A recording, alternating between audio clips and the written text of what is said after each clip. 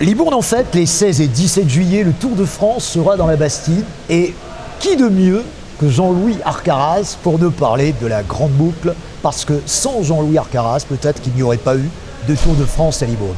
Jean-Louis, on va se vous voyer, même si on se tutoie en coulisses, mais on va se vous voyer pour cette interview. Depuis 1983, tu es l'inamovible, vous êtes l'inamovible ministre des Sports. C'est un titre que tout le monde vous envie à Libourne. Alors, je ne sais pas si tout le monde l'envie, mais enfin, pour moi, je trouve que c'est fort intéressant parce que j'aime le sport, j'aime ma ville, j'y suis né, j'ai fait mes études, j'y ai travaillé toute ma vie. Et je suis élu dans une municipalité pleine de mouvements, qui est toujours en mouvement, et c'est ce que j'aime. J'aime que les choses bougent, et j'aime que les choses bougent dans le bon sens pour les Libournais, parce que c'est les Libournais qui doivent d'abord profiter de ce qu'on met en place. Si vous n'étiez pas au sport, qu'est-ce que vous auriez pu faire à la mairie de Libourne? J'aurais fait du sport, parce que j'ai toujours fait du sport dans ma vie. Mais en tant qu'élu, qu'est-ce qui vous aurait plu si j'avais pas été adjoint au sport, je sais pas, j'aurais fait peut-être la culture, peut-être les festivités, j'aime bien, faire aménager ma ville, faire bouger les lignes, faire bouger les choses, que Libourne avance, que Libourne change, et que les Libournais soient heureux de vivre dans leur ville. Je crois que c'est ça qui est important. Ce qui est important, c'est qu'il faut se sentir bien dans sa ville. Voilà. Je disais que le Tour de France n'aurait pas eu lieu, bien sûr, si Philippe Buesson ne l'avait pas accepté, mais vous avez pris une part extrêmement importante à la réalisation de ces 2 jours. Qu'est-ce que vous craignez le plus de ces 2 jours? Pas la météo, a priori, puisqu'elle est bonne, mais qu'est-ce que vous pouvez craindre d'autre? Bon, moi, je ne crains pas grand-chose, parce que je suis habitué au Tour de France. Chaque année, je fais 2 étapes depuis 10 ans. Chaque année, je fais 2 étapes du Tour de France. Je sais comment ça se passe. Le Tour de France, c'est quelque chose de magique. Il faut le vivre, il faut le voir. C'est une épreuve qui est conviviale, qui est familiale, qui est sportive, parce que c'est d'abord le sport. Mais ce n'est pas que ça, le Tour de France. C'est la rencontre avec les gens, c'est montrer son territoire au monde entier. Et je crois qu'on a eu vraiment beaucoup de chance d'avoir ces 2 étapes, la ville d'arrivée et le lendemain le contre-la-montre. Moi, quand j'ai rencontré Christian Prudhomme le 11 février... Vous serez dans sa voiture? Je ferai partie des privilégiés de pouvoir suivre des coureurs. Mais lorsque j'ai rencontré Christian Prudhomme le 11 février 2020 pour lui présenter ma candidature pour que Libourne soit retenue comme ville contre la montre, au départ, le projet que j'avais préparé, je voulais que Libourne soit à l'honneur. Et donc, j'y allais lui proposer un contre-la-montre de Libourne avec un circuit. Et j'ai aussitôt vu que Christian Prudhomme était emballé par cette possibilité d'avoir une étape phare sur le Tour de France avec un jour fabuleux pour tous les Libournais parce qu'on va multiplier la population par 4, voire par 5. On va vivre quelque chose de formidable. Ça va être, en plus, voilà, il va faire beau et tant mieux. Et puis, une course contre la montre, c'est l'occasion de voir 2 fois les coureurs. C'est qu'on les voit à l'échauffement et à l'entraînement, et ensuite on les voit pendant la compétition. D'ailleurs, on a un spectacle qui va durer 4-5 heures. Parce que, bon, il y a eu, au départ, ils étaient 183 coureurs. Aujourd'hui, ils sont plus que 150. Il y a eu beaucoup d'abandon parce que c'est un tour qui est dur, qui est extrêmement difficile. Trop dominé par Pogacar, malheureusement. Au moins pour le maillot jaune, c'est ça qu'on peut peut-être regretter. Le Tour de France, jusqu'au dernier jour, n'est jamais gagné. Il peut tomber dans l'étape contre la montre. Il peut tomber, il peut arriver quelque chose. C'est quelque chose de très précieux, le maillot jaune. Alors, c'est un coureur d'exception, il faut le reconnaître. Déjà l'année dernière, moi, avec mes pronostics, j'avais mis Roglic, parce que je pense que Roglic avait une équipe qui peut-être mieux emmenée, mais Pogacar est un formidable champion. C'est un jeune de 21 ans qui est intelligent et qui court excellemment bien. 17 juillet, l'étape contre la montre, 30 km 800 entre Libourne et Saint-Émilion.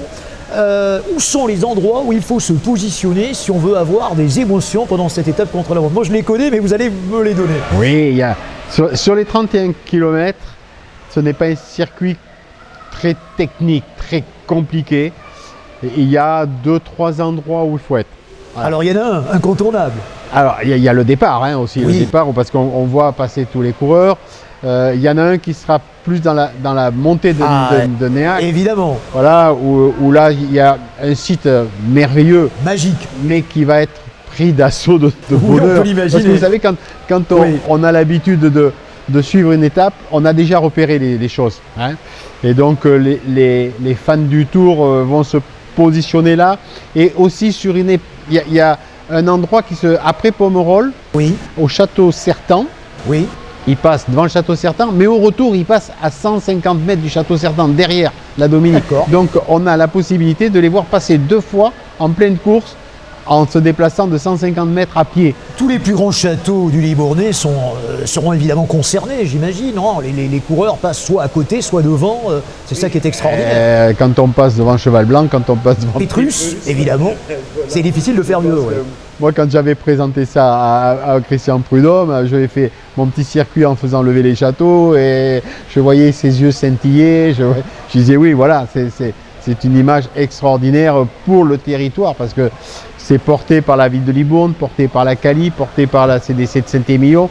Et je pense que c'est 7 heures de retransmission sur 100 pays. Les gens ne se rendent pas compte, mais c'est énorme.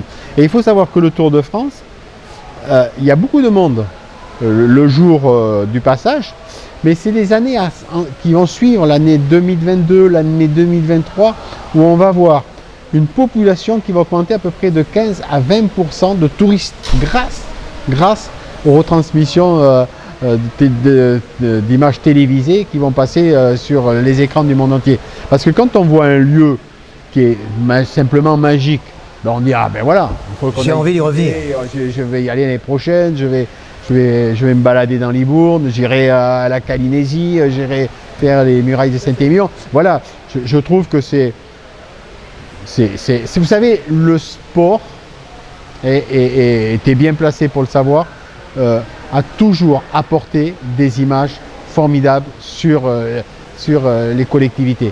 Que ce soit, si on prend le foot à Libourne, hein, quand Libourne a fait ses tours de Coupe de France, c'était la meilleure promotion qu'on puisse faire pour la ville. La plus belle promotion qu'on ait pu avoir. Bien sûr, quand Lyon est venu, quand Monaco est venu, c'était extraordinaire. Donc on a fait connaître notre territoire par le sport et il faut continuer. C'est bien mon travail de faire continuer cela. C'est pour ça que l'année prochaine, on aura les championnats du monde d'aviron à Libourne, 50 pays pendant. C'est extra. C'est 6000 rameurs par jour pendant une semaine, c'est 3000 médailles à remettre. Ici, hein, au Daguet. Hein. Au Daguet, sur le lac des Daguets. Il devait avoir lieu à Linz cette année en Autriche. Alors, on vient d'apprendre il y a 8 jours qu'ils étaient annulés par le Covid, mais ils sont donc attribués à Libourne pour 2022.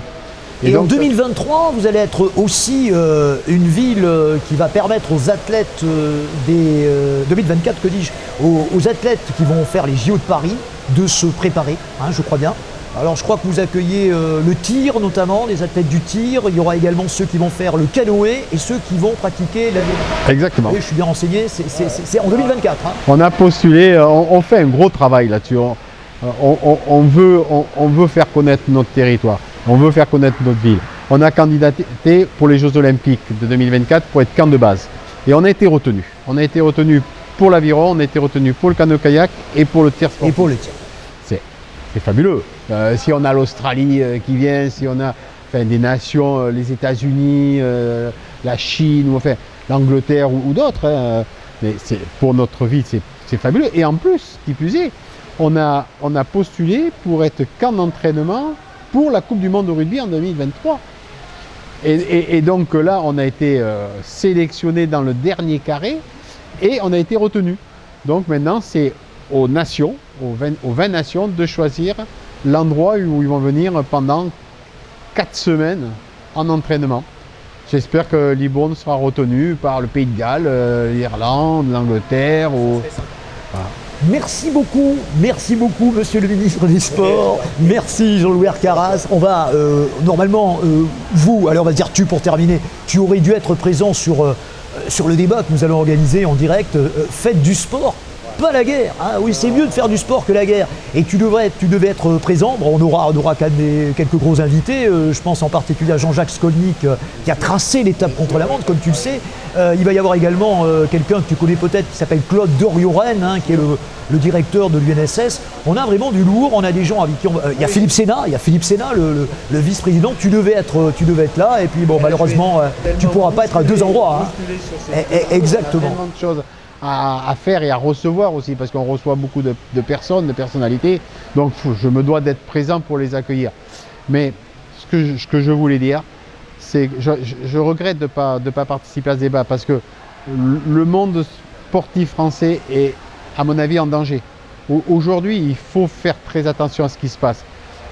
Je ne fais que redire dans les institutions qu'il faut que le gouvernement prenne le sport en tant qu'entité. C'est-à-dire, on a un ministère de la Culture et on n'a pas un ministère des Sports. On a un ministère des Sports qui fait la jeunesse, l'éducation et le sport. C'est pas possible ça. C'est Blanquer le ministre des Sports. Voilà. Ouais, il nous faut un véritable ministère des Sports. Oui. Parce que la situation du Covid nous montre qu'on a perdu des millions de licenciés. Je pense que les licenciés vont vite revenir. Dans un an, ils vont revenir. Mais les bénévoles. Mais les bénévoles, exactement. Tu as tout à fait raison. C'est les bénévoles qui ne vont pas revenir. Et le monde amateur, sans les bénévoles, il est en danger. Tu vois, on n'a pas tenu sur le vouvoiement bien longtemps. On n'a pas tenu 10 minutes. On te souhaite la meilleure étape du Tour de France, la meilleure double étape du Tour de France possible. On se reverra, j'en suis certain, sur les terrains. Tu sais que je suis souvent bien sûr. Du côté du Stade Mouex avec le FC Libourne et puis en plein d'autres endroits. Et on suivra pas à pas cette évolution sportive de Libourne. Et ça sera bien sûr en direct sur Aki Télé pendant ces 2 jours, les 16 et 17 juillet. Salut, bon Tour de France. Salut à tout le monde et bonne journée à vous. Salut, merci.